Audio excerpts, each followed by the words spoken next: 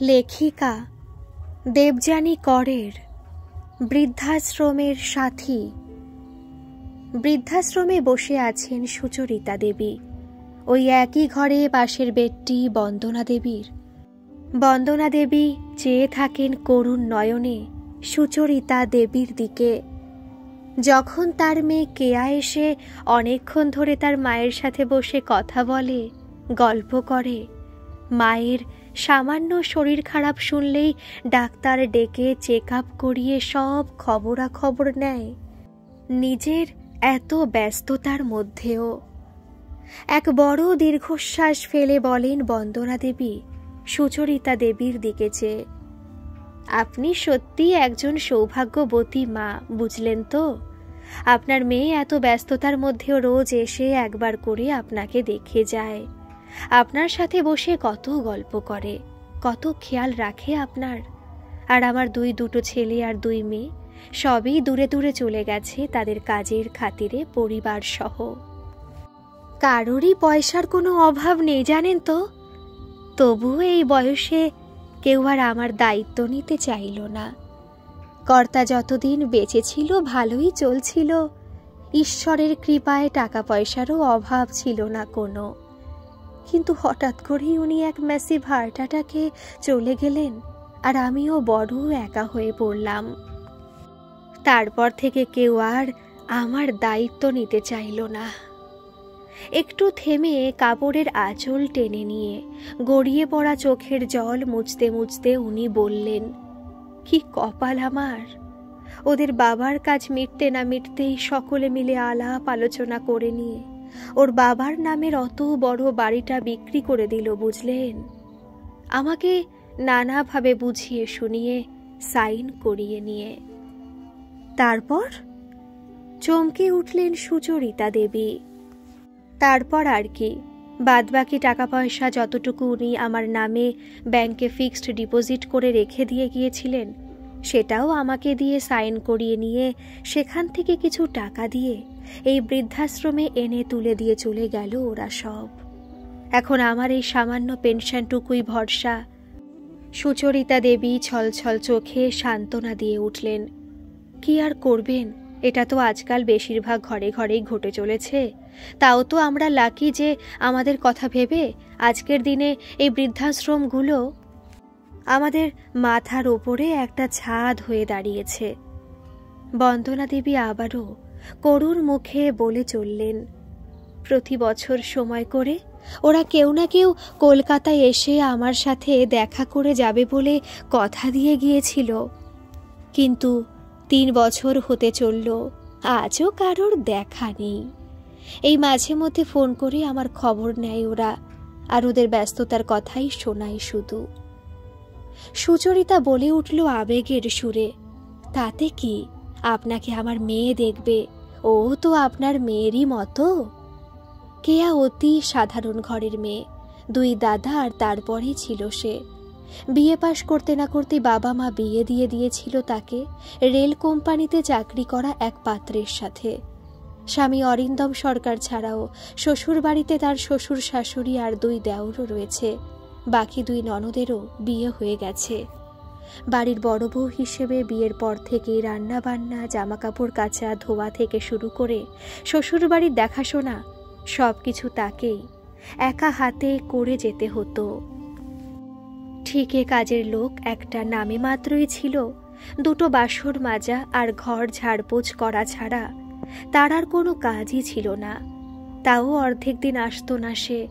সেই ভোর থাকতে উঠত কেয়া ঘুম থেকে, আর সবার পরে যেত শুতে রাতে। সারাটা দিন ধরে এত অক্লান্ত পরিশ্রম করার পরেও শ্বশুর বাড়িতে কোনো সুনাম অর্জন করতে পারেনি সে, বরং সামান্য ভুল করলেই সকলে মিলে শুধু দোষ ধরত তার। এমনকি বিবাহিত ননদরাও কথা শোনাতে ছাড়ত না তাকে বাপের বাড়িতে যখন আসত। হাড় ভাঙা খাটুনির পর অকারণে নানা দোষের বোঝা কাঁধে নিয়ে রাতে যখন শুতে এসে অরিন্দমের কাছে কান্নাকাটি করত, তখন অরিন্দম বিরক্তি প্রকাশ করে বলতো, উফ, ফ্যাচ ফ্যাচ করো না তো, বাপের বাড়ি থেকে কাজকর্ম ঠিক মতো শিখে এলে আজ আর এত চোখের জল ফেলতে হতো না। পড়াশোনাও তো তেমন কিছুই শেখোনি যে ভালো চাকরি বাকরি করে ঘরে দুটো পয়সা রোজগার করে আনবে। পুরো সংসারটা তো আমাকে টানতে হয়। কি পারো বলো তো তুমি? দিনের পর দিন নানা ধরনের কথা আর অভিযোগ শুনেও বাপের বাড়িতে গিয়ে হাসি মুখে সকলের সাথে কথা বলতো কেয়া। সমস্ত দুঃখ কষ্ট বুকে চেপে রেখে তারপর একে একে দাদারাও বিয়ে করল। টানাটানির সংসার কিছুদিন বাদে ভাইয়ে ভাইয়ে টাকা পয়সা নিয়ে ঝগড়াঝাটি করে যে যার মতো পরিবার নিয়ে আলাদা হয়ে গেল, বয়স্ক বাবা মাকে একা ফেলে রেখে। এর কিছুদিন বাদেই বাবার ক্যান্সার ধরা পড়ল। দাদারা এত টাকা দিয়ে চিকিৎসা করতে রাজি হলো না কিছুতেই। হোমিওপ্যাথিক ডাক্তার দেখিয়ে চিকিৎসা করতে উপদেশ দিয়ে গেল তারা বাবাকে। এই বিপদের সময় কি করবে কেয়া? অসহায়ের মতন লাগছিল তার। বাবার জন্য কষ্টে বুকটা ফেটে যাচ্ছিল। সে তো এক পয়সাও রোজগার করে না, তার উপর একটি ছেলেও আছে, তার স্কুলে পড়ে সে। কার কাছে হাত পাতবে কেয়া? অথচ চিকিৎসার অভাবে বাবার কষ্টটা সহ্য করে উঠতে পারছিল না সে। মায়ের অতি সামান্য গয়নাগাটি যা ছিল শেষ পর্যন্ত মায়ের কথায় সব বিক্রি করতে বাধ্য হলো সে, বুকের কষ্ট চেপে রেখে। ওদিকে শ্বশুর বাড়ির লোকেরাও ঘন ঘন বাপের বাড়িতে যাওয়া নিয়ে কথা শোনাতে লাগলো তার বাবার ক্যান্সার ধরা পড়ার কথা শুনেও। শাশুড়ি বলে উঠল, তোমার বাপের এই মরণ রোগের চিকিৎসার খরচ কি তুমি আমার ছেলের পকেট ভেঙে নাও নাকি? না অন্যভাবে মিথ্যে কথা বলে আমার ছেলের থেকে হাত খরচের টাকা নিয়ে বাপের চিকিৎসা করাচ্ছ? কোনটা? আর থাকতে না পেরে দিনের পর দিন নানান অপমানে আঘাতে দগ্ধ হতে হতে সেদিন কেয়া প্রচণ্ড রাগে ফেটে পড়ল।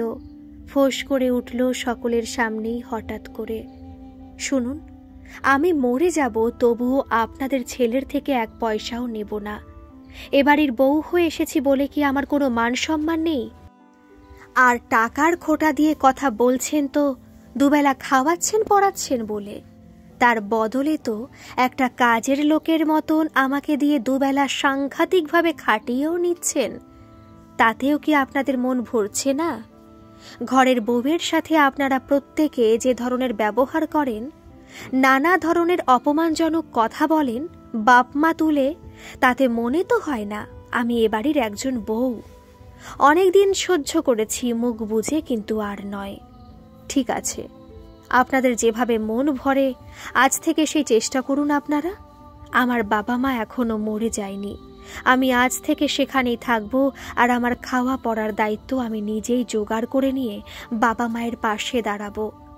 যেদিন মাথা উঁচু করে দাঁড়াতে পারবো, নিজের যোগ্যতার সত্যিকারের সম্মান ফিরে পাবো, সেদিন আপনারাই ছুটে আসবেন আমার কাছে হাতে পায়ে ধরে আমাকে ফিরিয়ে নিতে। কিন্তু আমি আর এই বাড়িতে কোনোদিনও ফিরে আসব না।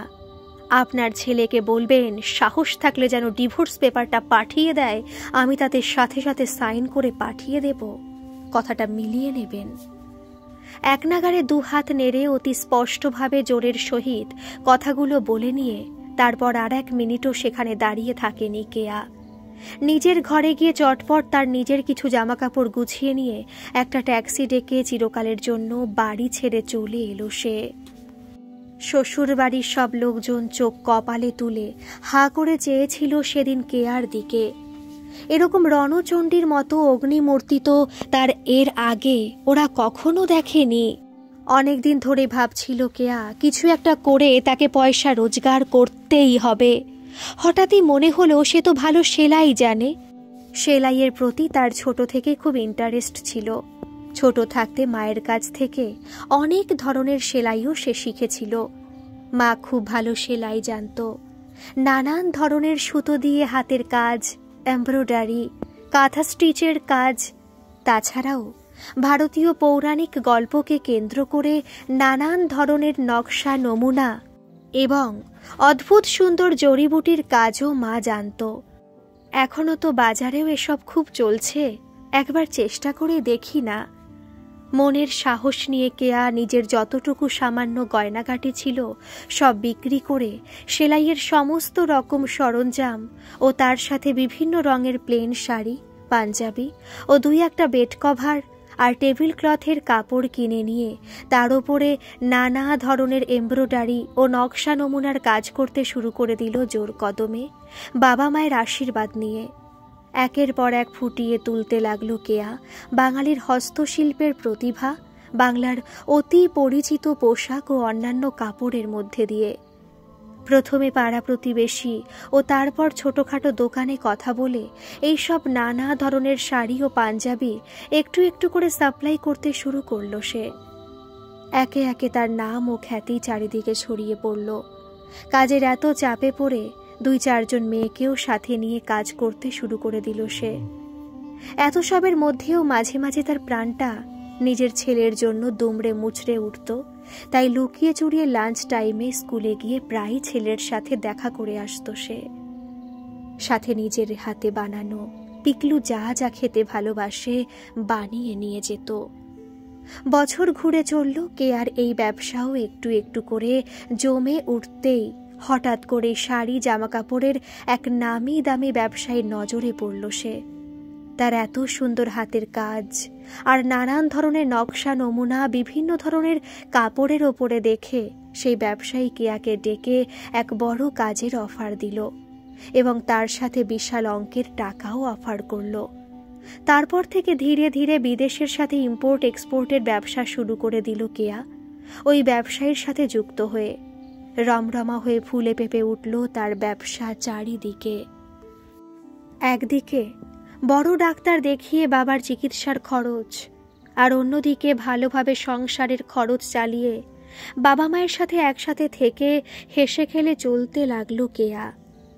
চারিদিক থেকে কেয়ার নাম ডাক, ম্যাগাজিনের পাতায় কেয়ার নানা ধরনের শাড়ি ও পাঞ্জাবির অ্যাডভার্টাইজমেন্ট দেখে কেয়ার স্বামী অরিন্দম ও শ্বশুর বাড়ির লোকজনেরা কেয়ার সাথে যোগাযোগ করার আপ্রাণ চেষ্টা করতে লাগলো।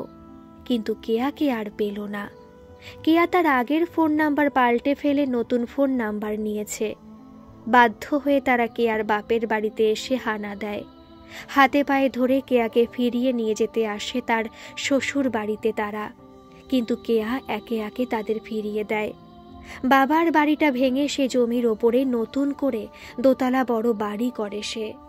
বৃদ্ধ বাবা মায়ের সারা দিনের দেখাশোনার জন্য আয়া, রান্নার লোক, কাজের লোক রেখে যখন মাথা উঁচু করে দিন দিন কাটাতে থাকে সে, তখন কেয়ার 2 ভাই ও ভাইয়ের বউরাও ফিরে আসতে চায় সেখানে বাবার বাড়ির ভাগ নিতে। কিন্তু কেয়ার বাবা তার 2 ছেলেকেও ফিরিয়ে দেয় খালি হাতে, কারণ এটা সম্পূর্ণ কেয়ার বাড়ি, ওদের কোনো অধিকার নেই তাতে। এর কিছুদিন বাদে কেয়ার বাবাও মারা যান। নানা কাজে কারবারে মাঝে মধ্যে বিদেশে নানান জায়গায় যেতে হয় কেয়াকে। তাই মাকে একা ফেলে যাওয়াটা ভালো মনে হয় না তার। অনেক ভেবেচিন্তে কেয়া তার মাকে শেষ পর্যন্ত উপহার বৃদ্ধাশ্রমটিতে রেখে যায়। কেয়ার ছেলে উঁচু ক্লাসে পড়াকালীন প্রায় মা আর দাদু দিদিমার সাথে এসে দেখা করে যেত, মাঝে মধ্যে ছুটির দিনে এসে থেকেও যেত সে। এখন পিকলু অনেক বড় হয়ে গেছে, মায়ের খরচে ডাক্তারি পড়তে বিদেশে চলে গেছে। রেগুলার বেসিসে মায়ের সাথে যোগাযোগ রেখে চলে সে ফোনে। এত বড় বাড়িটা কেয়া তার ছেলের নামে লিখে রাখে। ঘরে জানলা ধরে দাঁড়িয়ে কেয়ার মা বাইরের দিকে চেয়ে ভাবতে থাকেন তার মেয়ের এই জীবন যুদ্ধের কথা। আজ আবার কখন আসবে সে এত ব্যস্ত থাকে সবসময় মেয়েটা। ঠিক তক্ষুনি পেছন থেকে জোরে ডেকে উঠল কেয়া হেসে, মা ঠিক আছো তো তুমি? তারপরই বন্দনাদের দিকে চেয়ে একগাল হেসে বলল সে, ভালো আছো তো বন্দনা মাসি?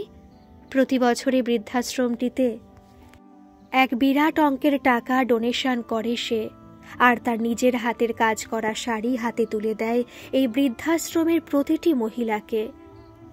বাবা মারা যাবার পর বৃদ্ধা মাকে নিয়ে এসে দাঁড়িয়েছে আজ অরিন্দম এই বৃদ্ধাশ্রমটিতে।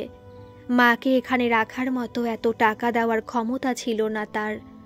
তাই কেয়া ভৌমিক তার খুব পরিচিতা বলে অন্যদিকে লোক দিয়ে কেয়ার পারমিশন নিয়ে রাখতে হয়েছিল সেখানে তার মাকে। একই বৃদ্ধাশ্রমে একদিকে রয়েছে কেয়ার মা আর অন্যদিকে রয়েছে কেয়ার শাশুড়ি প্রীতিলতা দেবী। বৃদ্ধাশ্রমটির 25 বছর পূর্ণ হতেই বড় করে অনুষ্ঠান করা হলো একটা।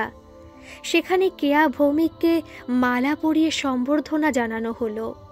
মায়ের বয়সী বা তার থেকে কিছু ছোট বড় সকলকে জোর হাত করে সম্মান ও প্রণাম জানিয়ে কেয়া সামান্য বক্তৃতা দিয়ে উঠল, আর তারপরই সব মহিলাদের হাতে একটা একটা করে তার নিজের হাতের কাজ করা শাড়িগুলি তুলে দিতে লাগলো। হঠাৎই লাইনে দাঁড়ানো কেয়ার শাশুড়ি কোনো রকমে লাঠির ওপরে ভর করে আরেক হাতে অরিন্দমকে ধরে অতি ধীরে ধীরে এসে দাঁড়ালো কেয়ার সামনে। শুকনো অসুস্থ এক চেহারা নিয়ে অরিন্দম এসে দাঁড়ালো মায়ের সাথে কেয়ার সামনে। চমকে উঠল কেয়া অরিন্দমকে এভাবে দেখে। শাড়িটা প্রীতিলতা দেবীর হাতে তুলে দিয়ে বলে উঠল কেয়া, ভালো আছেন তো মা আপনারা? শাশুড়ি প্রীতিলতা শাড়িটাকে দুহাতে বুকে জড়িয়ে ধরে ছলছল চোখে চেয়ে বললেন, তোমার কৃপায় ভালো আছি মা, পারলে তুমি আমাদের ক্ষমা করো। অরিন্দম মাথা নিচু করে মাকে নিয়ে ধীরে ধীরে আবারও আশ্রমের ভেতরে ঢুকে গেল। সামান্য অন্যমনস্ক হয়ে নিজের অজান্তেই নিজেকে প্রশ্ন করে উঠল সে অরিন্দমের চলে যাওয়ার পথের দিকে চেয়ে, আমি কি মিসেস কেয়া সরকার, না এখনো মিসেস কেয়া ভৌমিক? আজকের গল্পটি আপনাদের কেমন লাগলো অবশ্যই কিন্তু কমেন্ট করে জানাবেন। আর প্লিজ যদি ভালো লেগে থাকে তাহলে একটা সাবস্ক্রাইব করে আমার এই চ্যানেলের সাথে যুক্ত হয়ে যাবেন। ধন্যবাদ।